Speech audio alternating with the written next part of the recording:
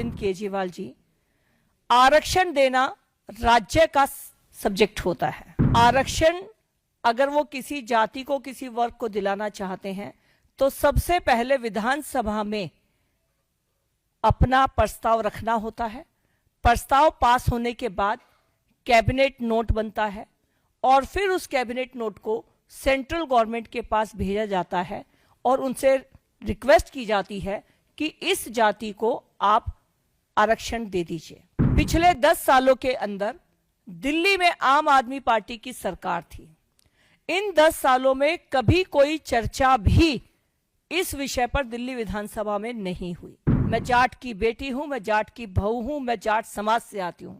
मुझे आज इस बात की बहुत तकलीफ है कि आपने हमारा हक नहीं दिया। ये बात तो एक तरफ, आप हमारे नाम पे दिल्ली में भ्रम की राजनीति करना चाहते हैं। साथियों, दिल्ली में चुनाव का बिगुल बज चुका है और दिल्ली के पूर्व मुख्यमंत्री और वर्तमान मुख्यमंत्री दिल्ली में भ्रम का, झूठ का हर दिन कोई नया जाल बिछाने की कोशिश करते हैं।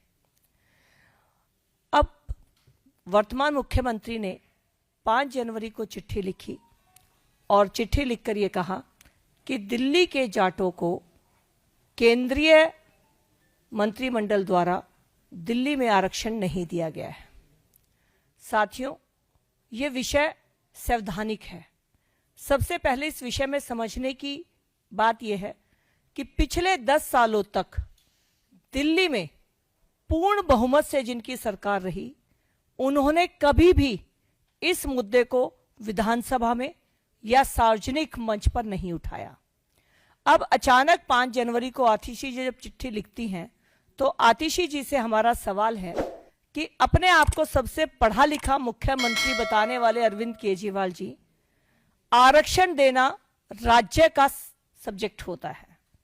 राज्य सरकार को आरक्षण अगर वो किसी जाति को, किसी वर्ग को दिलाना चाहते हैं तो सबसे पहले विधानसभा में अपना प्रस्ताव रखना होता है। प्रस्ताव पास होने के बाद कैबिनेट नोट बनता है और फिर उस कैबिनेट नोट को सेंट्रल गवर्नमेंट के पास भेजा जाता है और उनसे रिक्वेस्ट की जाती है कि इस जाति को आप आरक्षण दे दीजिए। पिछले 10 सालों के अंदर दिल्ली में आम आदमी पार्टी की सरकार थी। इन 10 सालों में कभी कोई चर्चा भी इस विषय पर दिल्ली विधानसभा में नहीं हुई और पिछले 10 सालों की जब हम बात करते हैं तो उनके पूर्व मंत्री कैलाश गहलोत जी ने, जो कि अब उनकी झूठ और षड्यंत्र की राजनीति से दुखी होकर पार्टी छोड़ चुके हैं, उन्होंने इस बात को आपके सामने कंफर्म किया कि उन्होंने 2-3 बार दिल्ली के पूर्व मुख्यमंत्री को कहा कि दिल्ली के जाटों को भी केंद्रीय आरक्षण में शामिल कराने का प्रक्रिया हमें करनी चाहिए। बहुत दुख के साथ कहना पड़ रहा है कि जाटों के नाम पर जो व्यक्ति राजनीति कर रहे हैं, उन्होंने कभी दिल्ली में जाटों के हक की आवाज विधानसभा में नहीं उठाई। मैं जाट हूं, मैं जाट की बेटी हूं, मैं जाट की बहू हूं, मैं जाट समाज से आती हूं। मुझे आज इस बात की बहुत तकलीफ है कि आपने हमारा हक नहीं दिया। ये बात तो एक तरफ, आप हमारे नाम पे दिल्ली में भ्रम की राजनीति करना चाहते हैं। हम दिल्ली के जाट इस बात को समझते हैं कि ये जो प्रोसेस नहीं हुआ वो आपकी वजह से नहीं हुआ। जब केंद्र सरकार में कांग्रेस थी और भाजपा सत्ता में नहीं थी केंद्र में, तब भी केंद्र सरकार से कई बार जाटों को आरक्षण देने की मांग भारतीय जनता पार्टी ने की है और आज जाटों का केंद्रीय आरक्षण में शामिल दिल्ली के जाटों का ना होना, इसका एकमात्र कारण अरविंद केजरीवाल जी की 10 साल की दिल्ली की सरकार है।